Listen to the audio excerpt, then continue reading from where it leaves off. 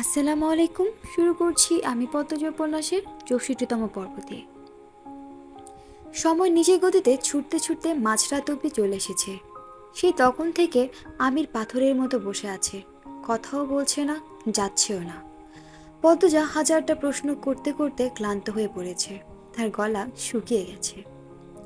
আমির মাঝে শুধু একটা অনুরোধ রেখেছে পদ্মজার। পদ্মজা বলেছিল সে যে আমিরের কাছে আছে সেটা যেন ফরিনাকে জানানো হয়, তিনি খুব অসুস্থ, চিন্তা করবেন। আমির পদ্মজার এই অনুরোধ রাখে, তবে ফরিনা এত অসুস্থ শুনেও তার মধ্যে কোনো প্রতিক্রিয়া হয়নি। ঘণ্টা দুয়েক পূর্বে আচমকা মেয়েগুলোর কান্না আর্তনাদ বন্ধ হয়ে যায়। মেয়েগুলোকে কেন এভাবে মারা হচ্ছে তাও আন্দাজ করতে পারছে না পদ্মজা। একবার মনে উকি দিয়েছিল নারী পাচারের কথা, কিন্তু সেই সন্দেহ ধরে রাখতে পারল না, কারণ পাচার করার উদ্দেশ্যে থাকলে এভাবে মারত না, পাশবিক নির্যাতন করত না। এছাড়াও সে একটাও আন্দাজ করতে পারছে না এত রহস্যের উদ্দেশ্য কি। শুধু এতটুকু বুঝতে পারছে তার দেখা সব খারাপের গুরু তার স্বামী। পদ্মজা তার ক্লান্ত ঘোলা দুটি চোখ আমিরের দিকে তাক করে দুর্বল কণ্ঠে বললেন, এভাবে বেঁধে রাখবেন? মেরে ফেলার পরিকল্পনা থাকলে মেরে ফেলুন না।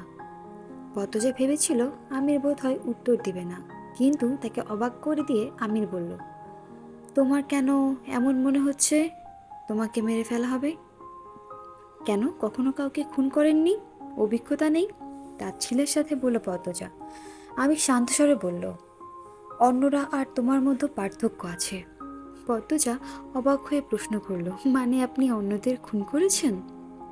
আমির জবাব দিল না। পদ্মজা উত্তেজিত হয়ে পড়ল, কাকে করেছেন? কয়জন কি করেছেন? আব্দুল ভাইকে কি আপনি মেরেছিলেন? আমির চেহারে হেলান দিয়ে চোখ বুজে বলল, না। তাহলে কাকে? এত কথা কেন বলছো? মেয়েগুলোকে ছেড়ে দিন, কি লাভ ওদের মেরে আটকে রেখে। আমির চেয়ার ছেড়ে উঠে দাঁড়ালো, ঘর থেকে চলে গেল। পদ্মজার বুকের ভেতরে হাহাকার লেগে যায়। বুকের আগুনটাকে চেপে ধরে ভাবে, তাকে স্বাভাবিক হতে হবে। মেয়েগুলোকে নিয়ে কি করা হচ্ছে, কেন হচ্ছে, কি কাজে চলে এখানে, সেটা জানতে হবে। তারপর তার স্বামীর সাথে বোঝাপড়া হবে। কথাগুলো ভেবে পদ্মজা দীর্ঘশ্বাস ছাড়ল। তখন একটা হুল্লোড় কানে আসে, অনেকগুলো মেয়ের আকুতি। আবার মারছে, না মারছে না। মেয়েগুলোর কণ্ঠ শুনে মনে হচ্ছে তারা বাম দিক থেকে এই শব্দ করছে। আরও 10-12 জন একসাথে আছে।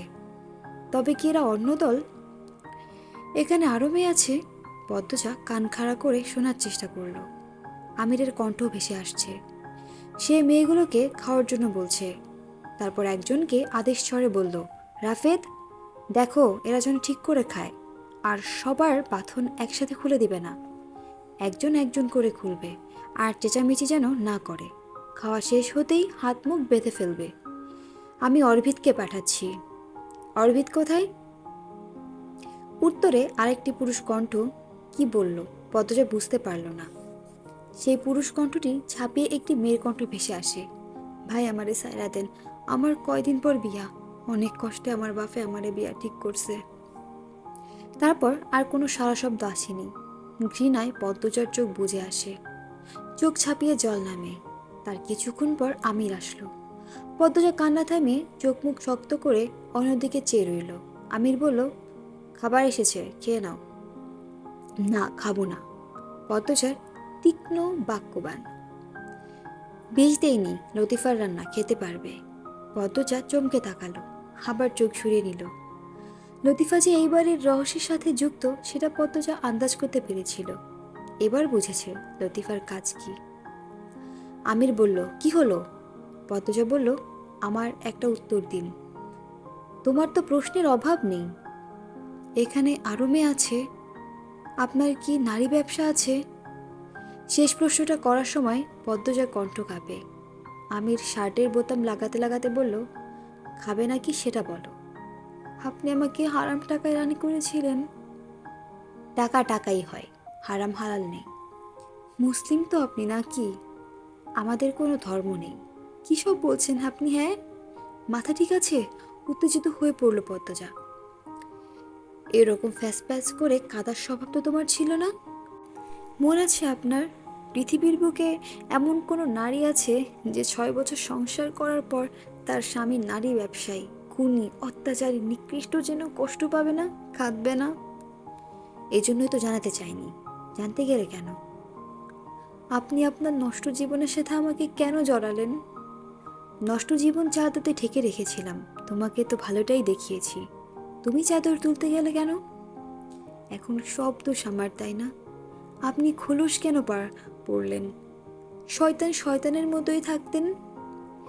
নিজের জীবনকেও নরক বানালে, আর আমারও। মেয়েগুলোকে মেরে কি শান্তি পান? কেন মারেন? এসব করে কি লাভ? ছেড়ে দিন সব কিছু। আমরা ছোট্ট একটা ঘরে সুখে থাকবো। আমাদের ভালোবাসাগুলো তো মিথ্যে না। আমরা তো আমাদের ভালোবাসা নিয়ে ভালো ছিলাম। মন থেকে মানছো এটা? কোনটা? আমাদের ভালোবাসা মিথ্যে ছিল না? পদ্মজা কি বলবে ভেবে পায় না। যে মানুষটার মনে অন্যদের জন্য মায়া দয়া নেই, পশুর মতো যার আচরণ, সে কি করে কাউকে ভালোবাসতে পারে? এই সমীকরণটা কিছুতেই মানতে পারছে না সে। পদ্মজা ভেজা কণ্ঠে বলল, আপনাকে ক্ষমা করা ঠিক না। আপনাকে কোনো ভালো মানুষ ক্ষমা করবে না, কিন্তু আমি তো আপনাকে ভালোবাসি। আপনি সব কিছু ছেড়ে দিন, মেয়েগুলোকে ছেড়ে দিন, তওবা করুন। আমরা দূরে চলে যাব, সুখে শান্তিতে থাকব। অনেক আশা নিয়ে উন্মাদের মতো কথাগুলো বলল পদ্মজা। অন্যায়ের বিরুদ্ধে কঠোর সিদ্ধান্ত নেওয়া পদ্মজার মুখে এহেন কথা আশা করেনি আমির। তবু সে পদ্মজার মনের মতো উত্তর দিতে পারল না। সে পদ্মজার আশায় বালি ঢেলে দিয়ে বলল, তুমি সব ভুলে যাও। পদ্মজার বুক ফুলে দীর্ঘশ্বাস বেরিয়ে আসে। এই মানুষটা সর্বস্ব জুড়ে সে নেই। যদি থাকতো, সব কিছু ছেড়ে ছুঁড়ে তাকে নিয়ে বাঁচার চেষ্টা করত। পদ্মজার বুকের ক্লান্ত সূক্ষ্ম ব্যথাটা আবার বড় আকার ধারণ করে। আমির পদ্মজার বাঁধন খুলে দিল। পদ্মজা অবাক হয়ে প্রশ্ন করল, খুলে দিলেন যে? খাবে চলো। যদি এখন পালিয়ে যাই? কোথায় যাবে? কার কাছে যাবে? জানেনই তো, যখন আপনি ছাড়া আমার কেউ নেই, আপনি আমার শেষ আশ্রয়। তাহলে ফিরে আসুন না আমার কাছে। আবার কাঁদছো? পদ্মজা লম্বায় আমিরের কাঁধ অব্দি। সে ছল ছল চোখে তাকিয়ে থাকে আমিরের দিকে। রক্ত জবা ঠোঁট দুটি চোখের জলে ভিজে ছপছপ করছে। আমিরের চোখের দৃষ্টি যেন প্রাণ নেই, নিষ্প্রাণ, শীতল। পদ্মজা আচমকা আমিরকে শক্ত করে জড়িয়ে ধরল। আমির 2 পা পিছিয়ে যায়। পদ্মজা জোরে জোরে কাঁদতে কাঁদতে বলল, আপনি এভাবে অচেনা হয়ে যাবেন না। আমি বেঁচে থেকে মরে যাব। আমার ভালোবাসাকে এইভাবে পর করে দেবেন না। আপনার মনে আছে, একবার আমি রাগ করে 2 দিন কথা বলিনি, তখন আপনি বলেছিলেন আমাকে এভাবে অচেনা হতে দেখে আপনার কষ্ট হচ্ছে। ভালোবাসার মানুষের অচেনা রূপের মতো ভয়ঙ্কর কষ্ট দুটো নেই। এখন আমার সেই ভয়ানক কষ্ট হচ্ছে। আপনি আমাকে কেন কষ্ট দিচ্ছেন? আমি সব ভুলে যাব। আপনি ভালো হয়ে যান। মেয়েগুলোকে ছেড়ে দিন, ধ্বংস করে দিন আপনার সব পাপের চিহ্ন।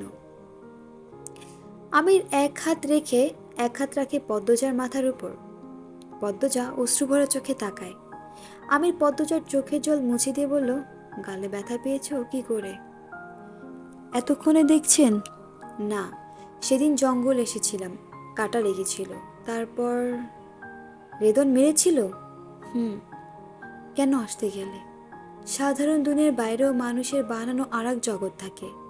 সেই জগতে পবিত্র মানুষদের ঢুকতে নেই। ভেঙে ফেলুন সব। নিজের হাতে যত্ন করা সাম্রাজ্য ভাঙা যায় না।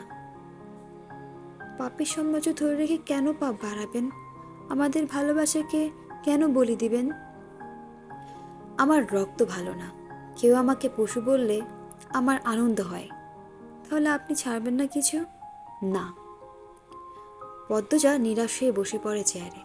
আমির বলল, খাবে নাকি খাবে না? আমি এখানে খেতে আসিনি। তাহলে না খেয়েই থাকো। পদ্মজা চুপ থাকে, নিজের মস্তিষ্কে শান্ত করার চেষ্টা করে। খেয়ে দিয়ে সুস্থ থাকতে হবে, মেয়েগুলোকে বাঁচানোর চেষ্টা করতে হবে। এখন নিজেকে এভাবে ভেঙে যেতে দেওয়া যাবে না। সে লম্বা করে বার কয়েক নিঃশ্বাস নিল, তারপর বলল, খাবো। আমির বের হয়ে যায় সেদিন রাতে, আর ফিরে আসেনি। মেয়েদের মতো সিল্কি চুলের লোকটি খাবার নিয়ে আসে। তার নাম রাফেদ। পদ্মজা যতক্ষণ খায় দাঁড়িয়ে থাকে। পদ্মজার খাওয়া শেষ হতেই রাফেদ পদ্মজাকে বাঁধতে চাইল। তখন পদ্মজা প্রশ্ন করল, উনি কোথায়? আপনি কেন বাঁধছেন? বাইরে গিয়েছেন, আমাকে বলেছেন আপনার খাওয়া শেষ হলে বেঁধে রাখতে। কি করতে গিয়েছে? এসব বলতে পারবো না, স্যার অনেক রাগী, স্যারকে রাগাবেন না, যা বলবে মেনে নেবেন। আপনার স্যার তো আমাকে ভয় পায়, আমার কথা সারাক্ষণ এই ঘরে ছিল, ভয়ে কেঁপেছেন। বিশ্বাস করুন। রাফেদ হাসল। এই হাসিকেই বোধহয় বলে শয়তানের মতো হাসা। মজা করছেন? আচ্ছা, ওই সাদা খরগোশটা কোথায়? খরগোশ? ওই যে সাদা দেখতে, আরবিদ বা এরকম কোনো একটা নাম। তা জেনে আপনি কি করবেন? রাফেদ এগিয়ে আসে রাধার জন্য। পদ্মজা আর চোখে কিছু একটা খুঁজে, কিন্তু রাফেদকে আক্রমণ করার মতো কিছু পেল না। ঘরে কিছু বলতে দুটো চেয়ার আছে। চেয়ারগুলো কি খুব ভারী? একবার চেষ্টা করে দেখা উচিত। পদ্মজা 2 পা পিছিয়ে যে বলল, আপনাদের বাড়িটা অনেক সুন্দর, পাতালে বাড়ি আমি কোনোদিন দেখিনি, একটু ঘুরে দেখি। আমার উনি বানিয়েছেন তাই না? এটা স্যারের বানানো না। তাহলে কার? রাফেদ পদ্মজার ন্যাকামে বুঝে যায়। সে তেরে আসে। পর পুরুষের সাথে ধস্তাধস্তিতে পদ্মজার মন সায় দিচ্ছে না। এখান থেকে পালালেও বাইরের আরেক শয়তান আছে, পালিয়েও লাভ নেই। তার চেয়ে এখানে থেকেই পরিস্থিতি বোঝা উচিত। পদ্মজা দ্রুত চেয়ারে বসে, তারপরে বলল, ধস্তাধস্তি করবেন না, আমি বসে পড়েছি, আপনি বাঁধুন। রাফিদ পদ্মজাকে চেয়ারের সাথে শক্ত করে বেঁধে চলে যায়। পদ্মজা চোখ ঝুঁক ঘুরিয়ে চারপাশ দেখে। ঘরের ছাদ অনেক উঁচুতে। মনে মনে আন্দাজ করার চেষ্টা করে মাটির কতটা নিচে আছে সে। বেশ অনেকক্ষণ পর হওয়ার পর পায়ের শব্দ পায়। পদ্মজা দরজার দিকে তাকিয়ে থাকে।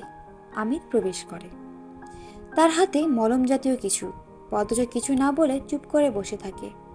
আমির পদ্মজার দিকে মলম এগিয়ে দিয়ে বলল, ঔষধপত্র নিয়ে আসা উচিত ছিল। আমি কি জানতাম নাকি এখানে আমার বর শয়তানের দরজা টেনে বসে আছে? খুব কথা বলছো, মেয়েগুলোকে ছেড়ে দিন। এক কথা বারবার বলো না, আমাকে ভালোবাসেন না? পদ্মজা তার মায়াময় দৃষ্টি দিয়ে আবিষ্কার করে আমিরের চোখে প্রাণ এসেছে। সঙ্গে সঙ্গে পদ্মজার মনের জানালার পাল্লা খুলে দিয়ে মুঠো মুঠো বাতাস প্রবেশ করে। অশান্তিতে অবশ হয়ে যাওয়া মন মুহূর্তে চাঙ্গা হয়ে যায়। আমির পদ্মজার প্রশ্নের জবাবে কিছু বলল না। হাতের বস্তুটি পদ্মজার পায়ের কাছে রাখলো। তারপর পদ্মজার বাঁধন খুলে দিয়ে বলল, গালে পায়ে লাগিয়ে নিও, দরজায় ধাক্কাধাক্কি করো না, বলেই সে বেরিয়ে যায়। দরজার বাহিরে তাকে তালা মেরে দেয়। পদ্মজার চাঙ্গা হয়ে যাওয়া মন আবার মেঘ হয়ে জমে যায়। সে মেঝেতে দপভঙ্গিতে বসে পড়ে। বর্তমান। পদ্মজার কান্না যেন থেমে থেমে চারদিকে ঘুরে বেড়াতে লাগলো। তুষার কথা বলতে গেল, কিন্তু ফুটল না। পদ্মজার বিষাদ ভরা মুখটার দিকে তাকিয়ে রইল। পদ্মজা 2 হাতে মুখ ঢেকে কাঁদতে শুরু করলো। মেয়েটার কান্নার বোধ হয় সেদিন থেকেই শুরু হয়, যেদিন জানলো তার স্বামী আসল পরিচয়। তুষার থামতে বলল না, পদ্মজাকে কাঁদতে দিল। অনেকক্ষণ কাঁদার পর পদ্মজা পানি খেতে চাইল। তাকে পানি দেওয়া হলো। তারপর চুপ হয়ে যায়। নেমে আসে পিনপতন নীরবতা। যতক্ষণ না তুষার আর প্রশ্ন করে পদ্মজা কিছু বলবে না। তাই তুষার নীরবতা ভেঙে বলল, তার অন্যায় জেনেও তাকে মাফ করতে চেয়েছিলেন। রাতের এইটুকু শুনে তো মনে হচ্ছে না আপনি আমির হাওলাদারকে কখনো খুন করতে পারেন। পাগলের মতো ভালোবেসেও তার বুকে ছুরি চালানোর সাহস কি করে হলো আপনার? পদ্মজা তুষারের উৎসুক মুখটার দিকে তাকিয়ে হেসে দিল। ফিসফিসিয়ে বলল, মুক্তি দিয়েছি, মুক্তি। আপনার বর্ণনা অনুযায়ী আপনার প্রতি আমির হাওলাদারের ব্যবহার নরম ছিল, তিনি আপনার প্রতি দুর্বল ছিলেন।